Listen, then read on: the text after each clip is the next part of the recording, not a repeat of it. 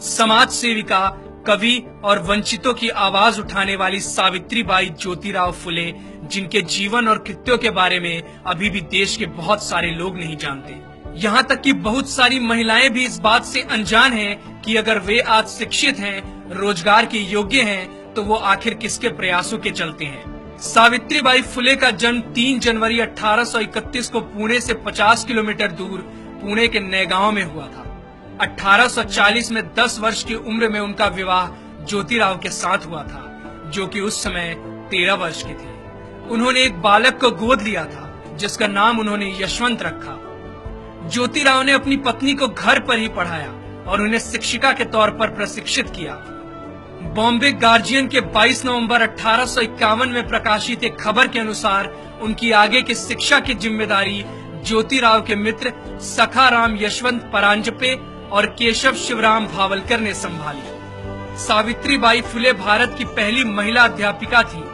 घर की देहरी लांघ कर बाहर पढ़ाने जाने के उनके इस कदम से आधुनिक भारतीय महिला के सार्वजनिक जीवन का प्रारंभ होता है। उन्होंने अपने पति ज्योतिराव फुले के साथ मिलकर महिलाओं की शिक्षा के लिए महत्वपूर्ण काम किया। 1848 में उन्होंने देश में पहली महिला स्कूल की स्थापना की, जिसके बाद वो 5 अन्य विद्यालय खोलने में सफल हुई। 5 फरवरी 1852 के एक आवेदन पत्र के अनुसार लड़कियों के लिए पहले 3 स्कूल 3 जुलाई 1851, 17 नवंबर 1851 और 15 मार्च 1852 चिपलू नकरवादा, रास्तापेट और वेडलपेट क्रमशः शुरू किए गए। सावित्रीबाई फुले इनमें से सबसे पहले स्थापित स्कूल की प्रधानाध्यापिका थी। एक ऐसी महिला जिन्होंने 19वीं सदी में छुआछूत, बाल विवाह तथा विधवा विवाह निषेध जैसी कुरीतियों के विरुद्ध काम किया, उसे हिंदुस्तान ने भुला दिया। क्योंकि उनका जन्म एक दलित परिवार में हुआ था, उन्होंने भारत में नारी शिक्षा के लिए महत्वपूर्ण योगदान दिया।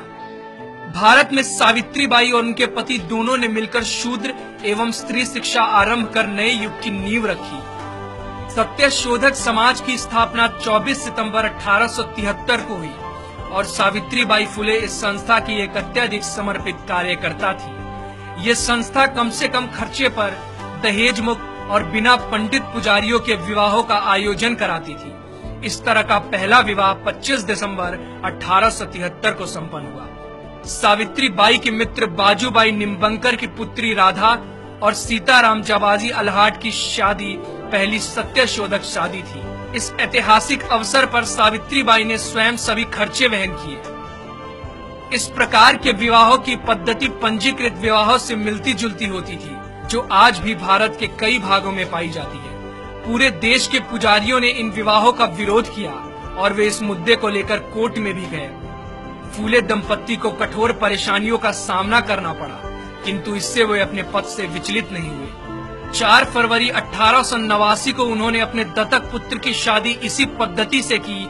यह विवाह आधुनिक भारत में पहला अंतरजातीय विवाह था। सावित्रीबाई पूरे देश की महानायिका हैं। जब सावित्रीबाई कन्याओं को पढ़ाने के लिए जाती थी, तो रास्ते में लोग उन पर गंदगी, कीचड़, गोबर, विष्ठा तक फेंका करते थे, जिसके कारण वो एक साड़ी अपने थैले में लेकर चलती थी और स्कूल पहुंचकर गंदी हुई साड़ी को बदल लेती थी। महात्मा ज्योतिबा फुले की मृत्यु सन 1890 में हुई। तब सावित्रीबाई ने उनके अधूरे कार्यों को पूरा करने के लिए संकल्प लिया। अगले साल 1857 में प्लेग की भयंकर महामारी फैल गई। पुणे क्षेत्र में प्रतिदिन सैकड़ों लोग इस प्रकोप में मर रहे थे।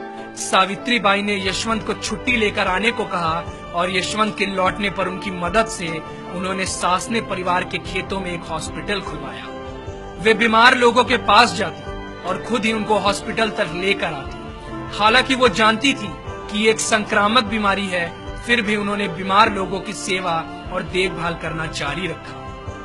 जैसे ही उनको पता चला कि मुंदवा गांव के बाहर महारों की बस्ती में पांडुरंग बाबाजी गायकवाड़ का पुत्र प्लेग से पीड़ित हो गया है, वो वहां गईं और बीमार बच्चे को पीठ पर लादकर हॉस्पिटल लेकर दौड़ी। इस प्रक्रिया में यह महामारी उनको भी लग गई और 10 मार्च 1897 को रात 9 बजे आखिरकार उनकी सांसें हमेशा के लिए थम गईं। दीनबंधु ने उनके मृत्यु की खबर को बड़े ही दुख के साथ प्रकाशित किया।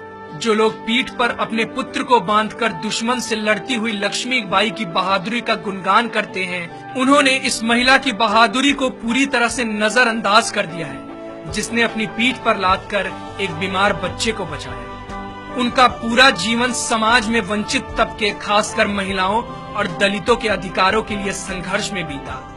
उनकी एक बहुत ही प्रसिद्ध कविता है जिसमें वो सबको पढ़ने लिखने की प्रेरणा देकर जाति तोड़ने की बात करती है। जाओ, जाकर पढ़ो लिखो, बनो आत्मनिर्भर, बनो मेहनती, काम करो ज्ञान और धन इकट्ठा करो। ज्ञान के बिना सब खो जाता है, ज्ञान के बिना हम जानवर बन जाते हैं। इसलिए खाली ना बैठो, जाओ जाकर शिक्षा लो। तुम्हारे पास सीखने का सुनहरा मौका है, इसलिए सीखो और जाति के बंधन को तोड़ो।